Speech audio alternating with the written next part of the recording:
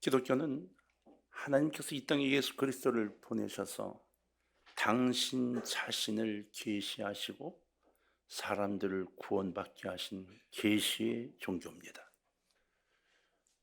이것은 다른 종교와 차별된 특별한 독특한 차이죠. 계시의 종교 뿐만 아니라 십자가의 종교라고 말하기도 하고, 고난의 종교이고, 또 우리의 죄를 용서하시는 구속의 종교이고, 죄인을 구원하신 유일한 구원의 종교입니다. 다른 곳의 구원은 존재하지 않습니다. 왜냐하면 우리를 대신하여 십자가를 지신 그분만이 유일한 길이었기 때문입니다. 마호메트는 632년에 나이 60세의 나이로 애처 아이샤의 무릎에 머리를 묻고 병으로 세상을 떠났습니다.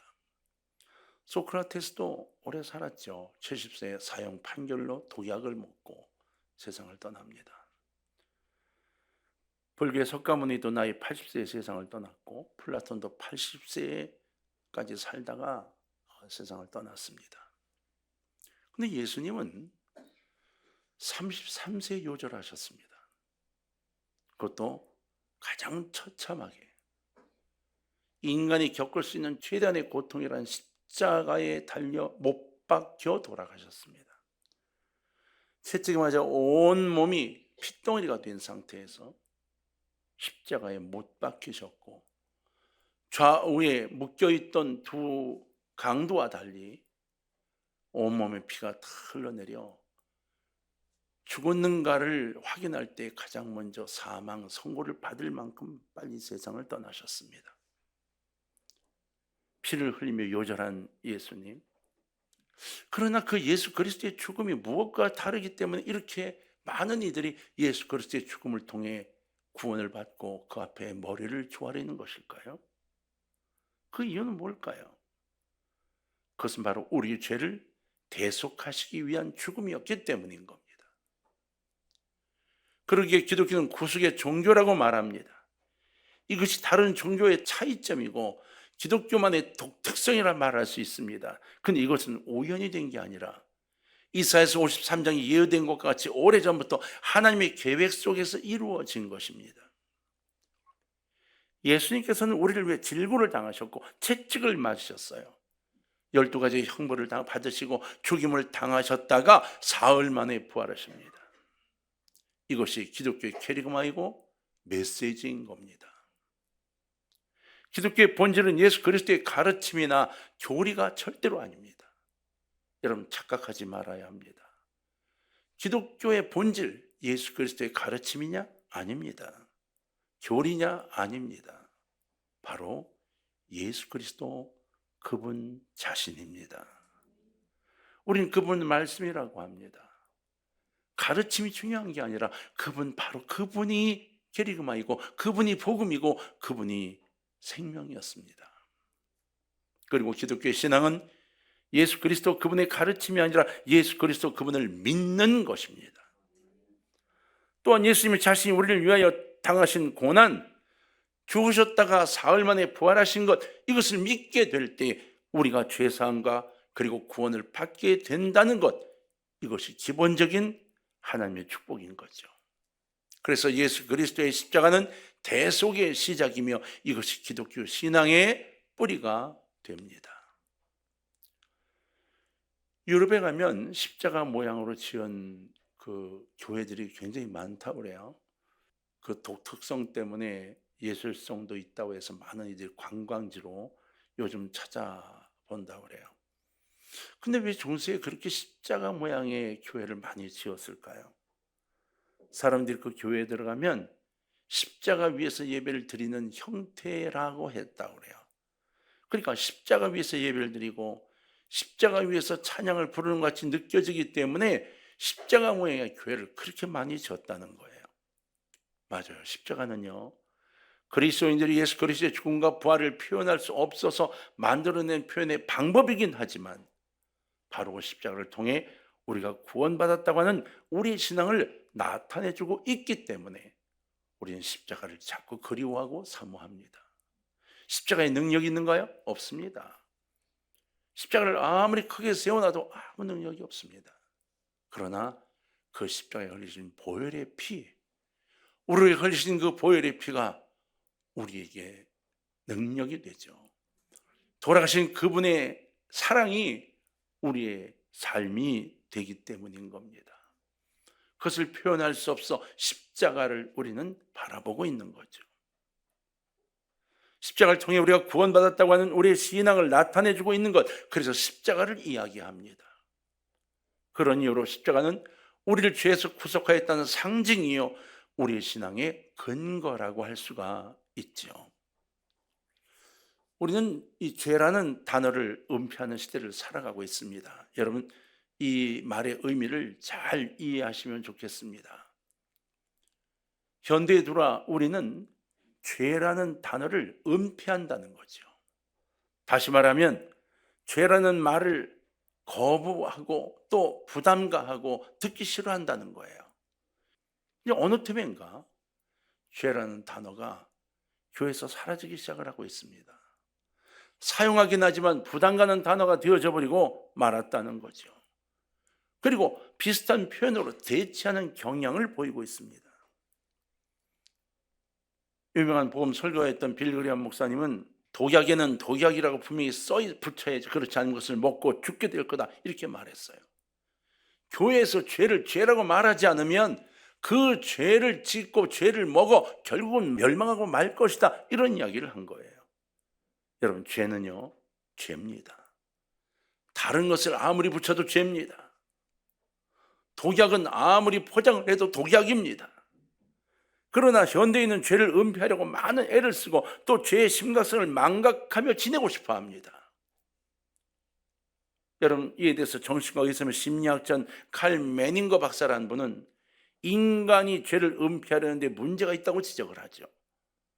오늘날 사회가 불안하고 전쟁과 가정불안, 미움, 시기, 갈등이 있는 까닭, 이것이 무엇일까? 바로 인간의 죄 때문인 거예요. 정욕과 하나님에 대한 불순종에 대한 죄 때문이에요. 이건 피할 수 없는 사실입니다. 우크라이나가 지금 몇 년째 수많은 사람이 세상을 떠나는 고통을 겪고 있습니다. 그 이유가 무엇일까요? 정욕이죠. 정욕과 욕심으로 인한 범죄입니다. 범죄 전에 이미 죄가 시작이 발동이 된 거예요. 근데 슬그머니 죄라는 단어를 사라져버리게 되고 사회학적으로 바라본 범죄라는 단어가 남습니다. 우리 일반적인 세상도 안 그런가요? 어떤 죄를 짓고 나면 당신은 죄인이에요라고 말하기 전에 이 범죄라는 것으로 정리해버리고 싶어 합니다. 현대는 죄가 아닌 범죄의 사실만을 강조하면서 범죄와 싸워야 한다고 강조하고 범죄를 해결할 법조항에만 집중하게 합니다. 결국 우리는 인간의 능력의 한계로 정리될 수 없는 인본주의적인 방식으로 죄의 문제를 해결하려고 하는 잘못된 생각에 빠져들어 있다는 겁니다. 죄의 근원적인 문제와 심각성, 이것은 외면한 채 범죄의 사실만을 다루는 것, 이거 분명한 잘못입니다. 그러므로 교회는 죄의 중요성을 선포해야 하고 회개를 촉구하며 죄의 문제를 깊이 있게 다루어야만 하는 것입니다. 그런데 교회가 어느 틈엔가 죄의 문제는 살그머니 덮어놓고 절제를 가르치고 있고 도덕적인 설교로 바뀌어져 가고 있다는 것을 아십니까? 교회가 죄의 문제를 회피하고 세상에 맡겨버리게 된다면 죄에 대한 하나님의 명령은 영원히 해결되지 못할 문제로 남게 됩니다. 그러면 구원은 사라지고 천국은 사라지게 되죠. 여러분 아십니까? 죄는 말이에요, 반드시 형벌이 따르게 되어 있습니다. 그렇죠? 그러나 요즘 죄에 대한 책임보다는 상처에 대한 치유에 대하여 더 많이 말하는 것이 교회가 됐습니다. 죄를 범하고 범했으면 벌을 받아야 하는데, 하나님으로부터 진노하심을 받고 회개를 하든지 뭐 방법을 찾아야 하는데, 그냥 내 마음에 입은 상처만 치유될 방법을 강구하고자 한다는 것이죠. 그래서 우리는 하나님께 어떻게 할까요를 묻지 않습니다. 왜요? 라고 묻습니다. 홍해 앞에 이스라엘 백성들이 꽉 서 있습니다. 물이 막혀 있습니다. 뒤에는 바로의 군대들이 꽉 차 있습니다. 그 가운데 불기둥과 구름기둥이 막혀 있는 겁니다. 그런데 막혀 있는 구름기둥과 불기둥을 보면서도 두려워 벌벌 떨고 저들이 달려들어와 우리를 죽일까 걱정이 돼서 하나님께 외쳤던 게 무엇입니까? 왜 여기까지 데리고 나왔냐는 겁니다. 바로 땅에서 죽게 하지 왜 물에 빠져 죽게 시체도 찾지 못하게 하냐는 겁니다. 왜? 저와 여러분 모두가 하나님 지금 이 상태에서 어떻게 하면 좋을까요? 어떻게 하길 원하세요? 제가 이렇게 해왔는데 이것이 잘못인가요? 그다음 어떻게 하길 원하세요를 묻는 게 아니라 왜 하나님 우리 가정은요? 왜 하나님 우리는요? 왜요? 라고 묻고 있는 겁니다. 다시 말하면 내가 지은 죄는 싹 덮어놓는 거죠. 내가 잘못 가진 신앙은 덮어놓는 겁니다. 내가 주 앞에 잘못한 죄를 지은 것은 덮어놓고 내 상처를 치유해 달라고 외치고 있는 겁니다. 여러분, 상처에 대한 설교가 깊어지면 깊어질수록 많아지면 많아질수록 진짜 우리가 지은 죄의 원인을 사회나 집단 세력 또는 정치적인 현상 탓으로 돌리고 개인의 책임을 지지 않으려고 하는 그러한 모습으로 변화되게 되어 있습니다. 그래서 전쟁을 일으킨 자도 책임을 지지 않습니다. 수많은 사람을 죽게 테러를 해도 책임을 지지 않습니다. 사회 현상이라고 말해놓고 빠져나가려고 합니다. 이건 아주 큰 잘못입니다. 우리나라가 경제가 굉장히 발전했다고 그러고 지난해 우리나라 국가 경쟁력이 전 세계 6위로 선정이 됐습니다. 근데 우리가 국가 경쟁력 6위라는 걸 느끼고 살고 있나요? 아닙니다. 가만 정리해 보세요. 매스컴이나 어디나 다 우리가 이만큼 됐으니 감사한 삶이라고 말하는 걸 들어보신 적 있습니까? 국가 경쟁력 6위 국가가 됐는데도 계속 비판하고 계속 끌어내리고 계속 부정적인 이야기만 하고 사는 사람으로 꽉 차 있지 않습니까? 모두가 다 내가 누가 되면 내가 뭐가 되면 이 문제가 해결될 것 같다고 지금까지 계속 이야기해 왔습니다. 그런데 한 번도 그래 본 적이 없습니다. 왜? 되고 나면 또 흔들거든요. 우리는 죄에 대해서 솔직하지 못한 시대를 만들어가고 있습니다. 누가 그렇게 할까요? 바로 사단의 역사입니다. 그 속에 우리가 끼어드는 겁니다. 우리가 그 속에 동참하는 겁니다. 그리고 난 책임이 없는 것처럼 빠져나가고 싶어 하는 겁니다. 이 해결책이 어디 있을까요? 방법은 하나밖에 없습니다. 우리를 대신하여 죽으심으로 우리를 구속하신 예수 그리스도, 그분에게 이 해결책이 있음을 믿으시기를 바랍니다. 이와 관련해서 세 가지를 생각하면 은혜를 좀 나누려고 합니다. 첫 번째는 우리를 대신해 십자가의 고통을 당하신 예수 그리스도를 믿어야 한다는 것입니다. 예수님을 믿되 십자가의 고통을 당하신 것이 나 때문이라는 사실을 믿는 겁니다. 우리를 대신하여. 여러분, 우리를 대신한다는 것은 기독교에 있어서 굉장히 중요한 개념입니다. 이사야서 53장에 예수 그리스도께서 우리를 대신하여 슬픔을 당하시고 우리를 대신하여 고통을 당하시고 우리를 대신하여 채찍에 맞으시고 우리를 대신하여 죽으실 메시아, 그분에 대한 예언으로 꽉 채워져 있죠. 우리를 대신하여. 마태복음에서도 주님께서 8장 17절에 이렇게 말씀하십니다. 이는 선지자 이사야를 통하여 하신 말씀에 우리의 연약한 것을 친히 모하시고 담당하시고 병을 짊어지셨도다 함을 이루려 하심이라. 할렐루야. 이것이 메시아 예수 그리스도에 대한 이사야의 예언이었다고 주님 분명히 말씀하셨습니다. 그렇기 때문에 우리는 어제나 오늘이나 영원토록 동일하신 예수님, 우리를 위해 고난당하심으로 병을 짊어져 주신 그 예수님을 믿고 의지하게 될 때에 병고침을 받게 되는 줄 믿으시기를 주의 이름으로 부탁합니다. 소소한 것들은 우리가 겪고 살아갑니다. 왜? 우린 몸은 점점 부패해 가니까 감기 걸릴 수도 있습니다. 달려가다 부딪혀 이마가 터질 수도 있습니다. 어떤 때는 눈이 부딪혀 눈이 밤탱이가 될 수도 있습니다. 그러나 심각한 병이 우리에게 올 때에 우린 주 예수 그리스도의 이름으로 고칠 수 있음을 믿으셔야 합니다. 이것이 기독교의 중요한 진리입니다. 사람들마다 죄를 인정해야만 합니다.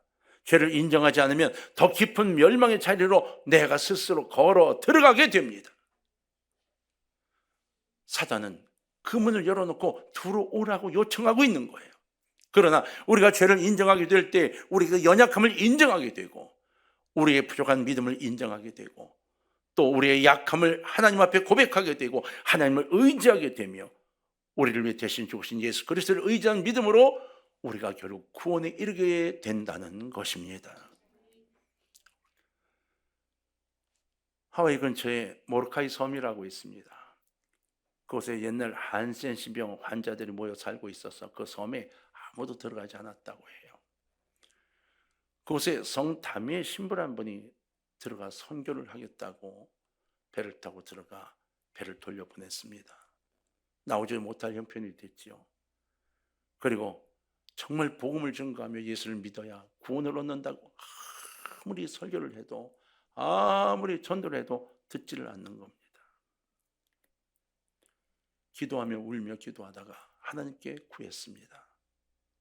하나님, 온몸이 썩어들어간 문둥병자의 이 복음이 아무 소용이 없네요. 어떻게 하면 좋을까요? 기도하다가 언뜻 떠올라 기도의 방향을 바꿨습니다. 하나님, 저도 문둥병자가 되게 해 주옵소서. 저도 한센시병이 걸리게 하옵소서. 이 기도를 하고 진짜로 이 나이의 신부는 한센시병에 걸립니다. 근데 기적이 일어났죠. 한센시병에 걸리고 나니까 한센시병에 걸렸던 수많은 사람들이 다미의 신부에게 다가오고 복음을 듣기 시작하고 그 섬 전체가 그리스도화 됐다는 겁니다. 그리고 한센시병이 물러가기 시작하고 후손들이 성공적인 섬의 모양으로 바꿔갔다는 거죠. 변화와 역사, 이것은 그리스도의 사랑을 갖고 들어가는 이들의 통에 의해 이루어집니다.